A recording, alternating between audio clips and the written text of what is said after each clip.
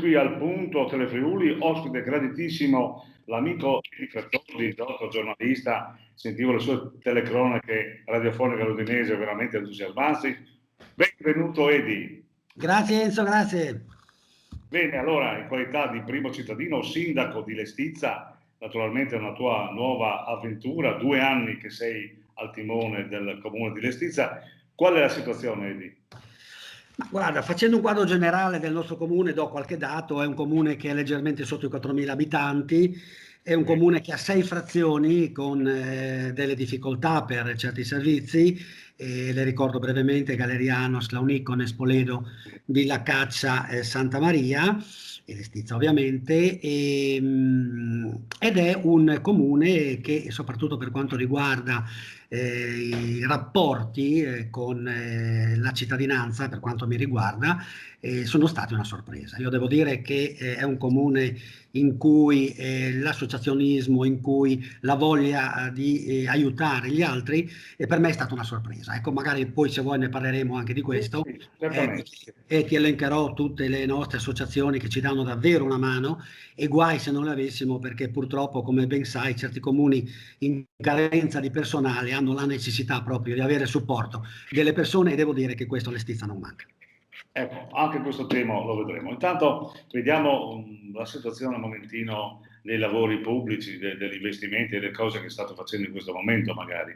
Sì, guarda, noi abbiamo portato a termine diversi lavori cosiddetti ciechi, no? Cioè che la gente non vede, magari per la sicurezza, eccetera, eccetera. Ad esempio, non so, il lavoro di efficientamento energetico mediante rifacimento della centrale termica al servizio impianto di climatizzazione invernale presso la scuola statale secondaria, 100.000 euro. Naturalmente sono interventi che per la sicurezza sono indispensabili. Per quanto riguarda invece altri interventi, abbiamo in programma adesso i lavori di riqualificazione degli spazi pubblici delle frazioni di Villa Caccia e Spoleto per un importo di circa 650.000 euro. Abbiamo ultimato, poi per la pandemia si è stato ridimensionato molto ed è stata una variante al piano regolatore, lavori urgenti di realizzazione dell'uscita di sicurezza dell'aeroporto di Rivolto, la sede della pattuglia acrobatica nazionale, per un importo di circa 350.000 euro, e ora abbiamo in corso i lavori di realizzazione del primo e secondo lotto per la riqualificazione e adeguamento alle norme di sicurezza della palestra presso il centro polisportivo di Lestizza, 800.000 euro. Mi preme anche ricordare, per quanto riguarda naturalmente, non sono prettamente lavori, interventi pubblici, ma servizi molto importanti. Tu avrai seguito le dinamiche nefaste purtroppo dell'assegnazione ai trasporti. Ecco, il Comune di Lestizza, grazie all'ufficio tecnico, naturalmente con una gara europea, ha avuto la possibilità di assicurarsi il servizio della SAF per 5 anni, dal 15 aprile 2020 al 30 giugno 2025, per un importo di 459.000 euro. Non solo, ma gli autisti delle corriere sono stati anche costretti da sicurezza a fare un corso di primo soccorso pediatrico proprio per eventuali interventi nei confronti dei ragazzini. Ecco, questo credo che sia una cosa importantissima, visto quello che è accaduto attorno. Non solo, abbiamo fatto anche la gara europea per quanto riguarda il servizio di ristorazione scolastica, sempre per 5 anni e con controlli rigidissimi per quanto riguarda naturalmente il cibo, le intolleranze che insomma, bambini vanno avanti nonostante la pandemia, insomma si lavora. Ecco, sì, però come tanti comuni c'è la questione del personale che è un punto dolente dove i sindaci sono molto preoccupati, penso che lo sia anche tu. Ecco, tocchi un tasto delicato. Ti dirò che c'è una discrepanza, ad esempio, sotto questo profilo, fra comuni con parità di abitanti ed altri. Non so, io adesso non cito i comuni specifici, però ad esempio ci sono dei comuni, io ho avuto modo di verificarlo nell'Isontino, che hanno il triplo del nostro personale, per dire, ma non solo nell'Isontino. Questo è ovvio che cala poi su quelli che sono i servizi che tu devi offrire alla popolazione. Che cosa accade? Accade che se noi, che abbiamo un comune di 4.000 abitanti, qualcosina in meno, e siamo in 9, ora siamo in 9, è ovvio che molti servizi li dobbiamo esternalizzare. Questo costa e va tutto a discapito di quelli che potrebbero essere interventi sul territorio. Ma questo, non solo, ma anche la responsabilità poi del sindaco, che non avendo i responsabili di servizio è costretto ad assumersi oneri e incarichi che magari non sono neanche di sua competenza e di cui forse non è del tutto competente. Quindi è una situazione abbastanza delicata. Ecco, magari Devo dire però, scusami Enzo, Sì, prego. che con questa amministrazione, con la delibera Roberti, qualcosina si è aperto. Ad esempio noi avremo la possibilità di assumere 3 persone e questo è già qualcosa che dà un aiuto importante ai comuni. Poi ci sarà ancora qualche apertura, quindi magari non avremo l'organico al completo, ma avendo qualche persona in più, riuscendo ad avere poi i responsabili dei servizi, il sindaco potrà dedicarsi a quelle che sono le funzioni, no, del sindaco, cercare contributi naturalmente a realizzare quelle che sono le opere in un comune. Ecco, senti, io sono per esempio fautore del fatto che i sindaci sono pagati poco, perché le responsabilità sono tante e magari il legislatore regionale potrebbe in qualche modo vedere non i 300 euro, ma magari qualcosa di più, perché le responsabilità sono tali e tante che vivete con, come si dice un po' con il procuratore di la porta o la Corte dei Conti, cioè, io stavo con gli occhi aperti in sostanza. Non avendo tanto personale, questo le difficoltà aumentano, no? In sostanza. Ecco, cosa ne pensi così in maniera spassionata dopo questa prima avventura di 2 anni che stai affrontando? Sì, guarda, in effetti noi abbiamo una indennità che è piuttosto bassa per i rischi che abbiamo, però ovviamente potrei sembrarti di parte se dicessi che sì, è vero, devono aumentare, eccetera, eccetera. È ovvio che ogni compito va commisurato naturalmente a quelli che sono poi i compensi che ti vengono dati, no? Se noi dovessimo fare questo ragionamento in comune, beh, è chiaro che l'indennità, chiamiamola perché non è un compenso, rispetto ai rischi che hai, è sicuramente inadeguata. Adesso, come dicevi tu, qualcosa si sta facendo con il CAL e dopo, insomma, vedremo, ecco, se ci saranno degli interventi importanti oppure no. Ecco, senti, dopo UTI è calato sulla nostra regione perché non abbiamo le province più, sono state le UTI sono state archiviate e adesso mi pare che è l'ora delle comunità, è l'ora degli accordi, delle convenzioni. Ecco, l'Estizia come è messa sotto questo aspetto? Allora, innanzitutto mi preme ricordare che l'Estizia è entrata in UTI nel 2018, quando magari era il momento meno indicato.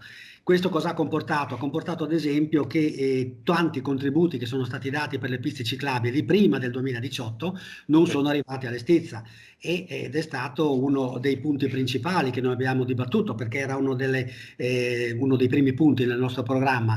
Tu sai che noi abbiamo 2 liste civiche, Lega e una lista civica, ed era un punto condiviso proprio per quanto riguarda le piste ciclabili che sono state realizzate nei comuni limitrofi ma con contributi che sono stati dati in precedenza prima dell'ingresso di Lestizza appunto in UTI e Medio Friuli. Per quanto riguarda le comunità ci stiamo naturalmente organizzando, però è ovvio che anche per quanto riguarda la comunità molto dipende dall'organico, perché è ovvio che se tu hai un organico ridotto non puoi con la comunità ovviamente fornire quello che poi loro vengono a fornire in senso di collaborazione a te. Per cui io credo che entro l'anno ci saranno i contatti, anche per quanto riguarda alcune assunzioni noi dovremmo in qualche maniera riuscire a portarle a termine, dopodiché con i comuni limitrofi, perché questo ha un senso fare comunità, perché naturalmente ci sono le stesse dinamiche, gli stessi interessi e poi c'è una storia che lega ad esempio non so, Lestizia, Mortegliano, Talmassons, tanto per dire, no? Ma anche a Bertiolo, poi sono tutti confini, sono tutti comuni confinanti e con questi naturalmente si cercherà di arrivare ad una conclusione. Insomma. Ecco, senti, parliamo un po' della situazione che tu hai detto giustamente che sono un fiore all'occhiello e sono un aiuto enorme all'amministrazione comunale, sì, specialmente in un momento delicato come questo. Certo. Ecco, descrivici un po' il panorama.